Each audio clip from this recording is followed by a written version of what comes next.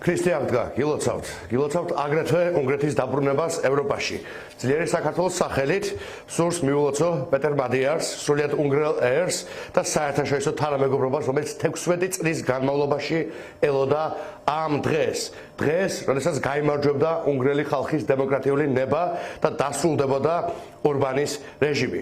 დღეს შეგვიძლია ვთქვათ, რომ უნგრეთმა იზეიმა, გაიმარჯვა და დაუბრუნდა თავისუფალი ევროპის წიაღს.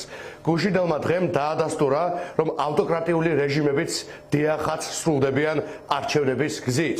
გუშინ უნგრელმა ერმა არჩევნებში ტრიუმფალურად დაასრულა რეჟიმი, რომელიც ბევრად უფრო ძლიერი, ნიჭიერი და გავლენიანი იყო, ვიდრე არის კოცური ოცნება. სრული უთანასწორობის ერთ პარტიაზე მორგებული სახელმწიფო აპარატის, წინასწარ გაყალბებული სისტემის, კოლოსალური ადმინისტრაციული რესურსის, პრივატიზებული კონსტიტუციის, კორუფციულად მიტაცებული ათობით მილიარდის და სრული მედია მონოპოლიის მიუხედავად ორბანის რეჟიმი იქნა სასტიკად განადგურებული, რადგან ბრძოლას ყოველთვის აქვს აზრი, რადგან არც ერთი სისტემა არ არის ურღვევი და ვერც ერთი გაყალბებული სისტემა ვერ აღუდგება წინ ხალხის ნებას, როდესაც მოქალაქეები მასობრივად დაუპირისპირდებიან რეჟიმს არჩევნებში.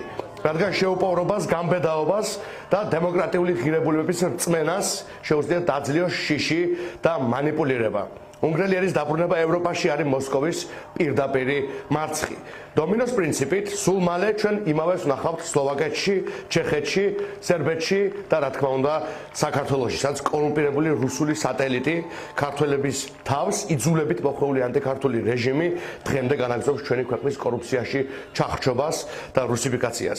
გუშინ უნგრელმა ხალხმა დაასრულა ქოცების ერთადერთი პარტნიორი ევროპაში და სულ მალე მის სატელიტურ რეჟიმს დაასრულებს ქართველი ხალხი. საქართველოს დემოკრატიულმა ძალებმა უნდა ისწავლონ მნიშვნელოვანი გაკვეთილი მაგიარის ბრძოლიდან, რომელმაც გაყალბებულ სისტემაში უსამართლობასთან შეგუებას არჩია რთული ბრძოლა და ნაცვლად არჩევნების ბოიკოტირებისა ან ყურის ჩამოყრისა შევიდა სრულიად უთანასწორო ბრძოლაში და მოიპოვა დამაჯერებელი გამარჯვება.